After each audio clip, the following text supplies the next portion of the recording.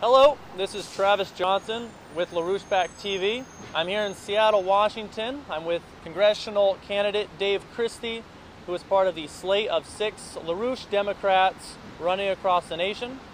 I wanted to ask Dave a few questions about his work, the successes he's been getting on mobilizing local support in the Northwest area around the Glass Steagall policy, specifically House Resolution 1489. So Dave, you've had a lot of successes. Why don't you tell us what's going on? Well, basically, if you look at it as a nationwide mobilization, right, the slate of congressional candidates have been mobilizing to say, we're going to get Glass Steagall rammed through.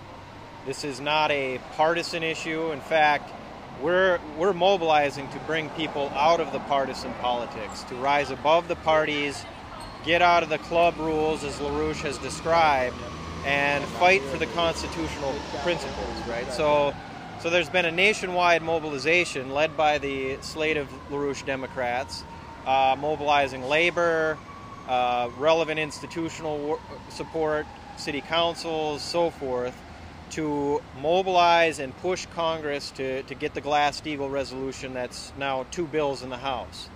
So now what we've done here in the state of Washington, the Puget Sound area, is particularly isolate in on the King County, the Puget Sound area, to get the Democratic Party mobilized around what is already an existing support for Glass Steagall. Jim McDermott has signed on to the Glass Steagall bill.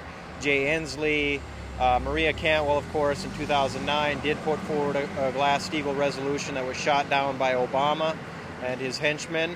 And so now what we did is we went into the legislative districts, which is really the core of the grassroots support in the Democratic Party, and said, look, we got to get these resolutions of support for Glass Steagall rammed through. Now what would come up is that they have to go through a resolutions committee. It oftentimes will end up being more than a month-long process, often close to 2-month process. And we said, we don't have that time. We got to get these through as emergency resolutions, and pushing people to suspend the rules, and more importantly, really creating a fight around the urgency and oftentimes the fight around LaRouche, because it would come up immediately. Well, how could we possibly support this? You put a Hitler mustache on Obama, you know, you're not part of the real Democratic Party. And that was the point we would make is, one, the real Democratic Party, so-called, is dead. This is going to be the solution for the Democratic Party. And that's a point that was made after this last congressional election, where the Democratic Party went down in flames because they stuck to the rules, they stuck to Obama, and they got their cans handed to them, right? So we went in and said, forget the party rules, forget this, we got to get this rammed through immediately. And while it was interesting that we didn't have any of the legislative districts actually pass resolutions, but in the fight around that, we ended up getting the King County Democrats, which is really a major powerhouse politically, to move forward on a Glass Steagall resolution. All right, so you got the King County Democrats, the executive board passed. You were handing out this leaflet here, Glass Steagall now, as an emergency resolution. After in King County, how did that go about? How did you get the King County Democrats to pass it? To be honest about it, what we found is we found the individuals, because right, it did happen that a couple of individuals made the fight with support of people that had been, involved in this 2-month-long process of our organizing. But in the end, it was these individuals that did take it forward. They were the ones that were most responsive in the sense of, look, we've got to do something. And they would make that point that, yeah, we need Glass Steagall. I don't care what the fight around LaRouche, I don't care. We're going to just get this thing through. So they did take it forward to their credit. And I think that actually is a reflection of what this slate of LaRouche Democrats are doing, is saying, look, we are the younger generation. We're the future of this nation.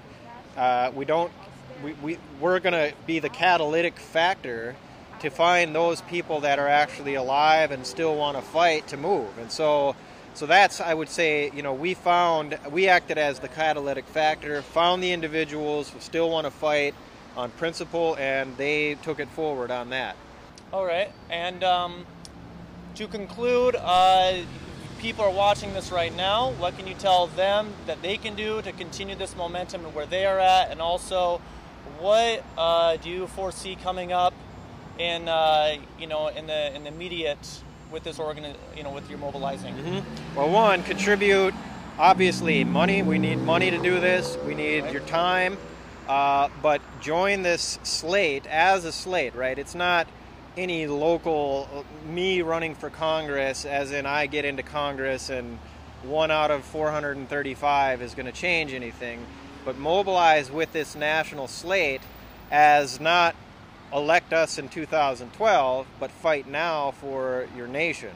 So that's mobilize with us, support this website, support the efforts of LaRouche, who is the key central figure right now for the kind of changes that are required for mankind to survive the really civilizational and whether or not humanity will survive into the future.